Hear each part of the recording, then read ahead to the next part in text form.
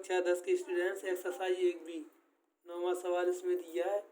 जांच कीजिए कि क्या किसी प्राकृतिक संख्या n के लिए संख्या 6 घात n अंक 0 पर समाप्त हो सकती है। तो हमें ये ज्ञात करना है। तो इसमें देखिए, यदि किसी n के लिए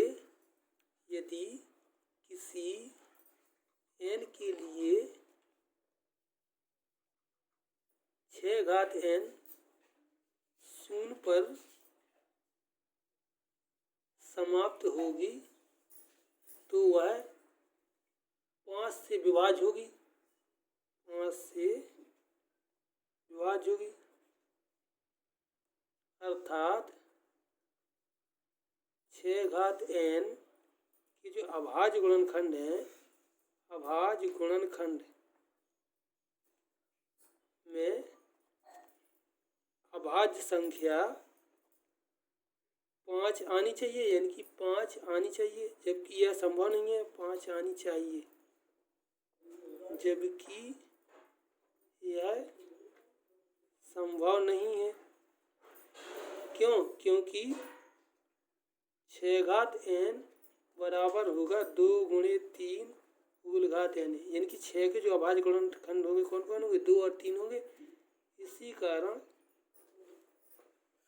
6 घात n के गुणनखंड में केवल अभाज्य संख्या कौन कौन है? 2 और 3 ही आ सकती हैं, इसके अलावा तो आएंगे नहीं, आ सकती हैं। अतः 4 घात n नहीं 6 घात n, 6 घात n के गुणनखंड में, गुणनखंड देखो यहाँ बोला जा रहा है, आप अगर समझ में ना आए तो बोल रहे हैं, इसके अनुसार लिख लेना। गुणनखंड में 2 और 3 के अतिरिक्त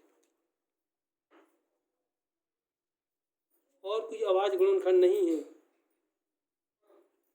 और कोई अभाज्य गुणनखंड नहीं है।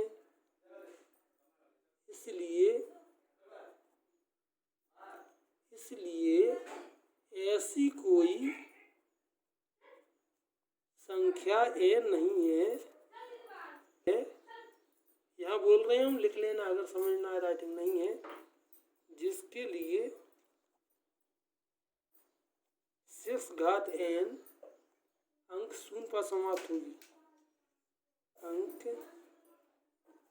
0 पर, 0 यानी कि 0 पर समाप्त होगी। तो ये इसका आंसर है। हमने बताया यदि किसी n के लिए संख्या, यहाँ संख्या लिखा है, 6 घात n 0 पर समाप्त होगी तो 5 से विभाज्य होगी, अर्थात 6 घात n के अभाज्य गुणनखंड में अभाज्य संख्या 5 आनी चाहिए, जबकि यह संभव नहीं है। क्योंकि 6 घात n के जो गुणनखंड बनेंगे 2 गुणा 3 मूल घात n, इनकी अभाज्य गुणनखंड 2 3 होंगे। इसी कारण 6 घात n के गुणनखंड में केवल अभाज्य संख्या कौन है? 2 और 3 ही है, आ सकती हैं। अतः 6 घात n के गुणनखंड में 2 और 3 के अतिरिक्त और कोई अभाज्य गुणनखंड नहीं है। इसलिए ऐसी कोई संख्या n नहीं है जिसके लिए 6 घात n अंक 0 पर समाप्त होगी। देखिए 14 क्वेश्चन है इसमें।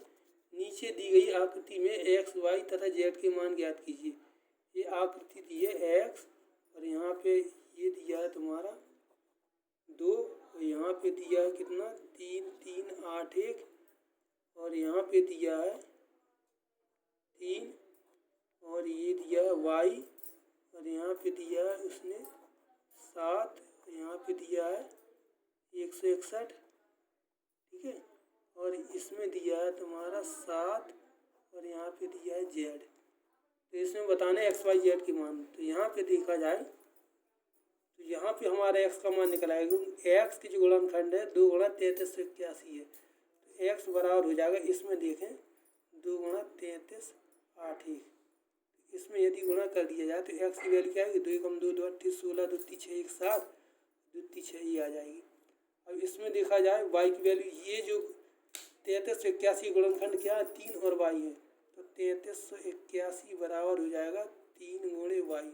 तो वाई का मान निकालेंगे, 3 का भाग हो जाएगा 3381 में 3 का भाग देंगे तो 3 एकम 3 3 एकम 3 और 3 नीचे 30 इसलिए वाई का मान आ जाएगा। और यहाँ पे देखिए, यहाँ पे हमें यहाँ से भी वाई का मान निकाल सकते हैं, इससे भी वाई का मान निकाल सकते हैं। देखिए 7 एकम 7 7 छः 42 की देखो 7 एकम 7 4 11 जेड का मान इससे निकलेगा जो 161 है उस 7 गुणा जेड इनका गुणनफल है तो जेड बराबर निकलेगा 161/7 7 दूनी 14 2 16 7 21 तो ये जेड का मान निकल आएगा। तो एक्स का मान आया 6 7 6 2 वाई का मान आया 1 1 2 7 जेड का मान आया 23। ये सारी मान आए।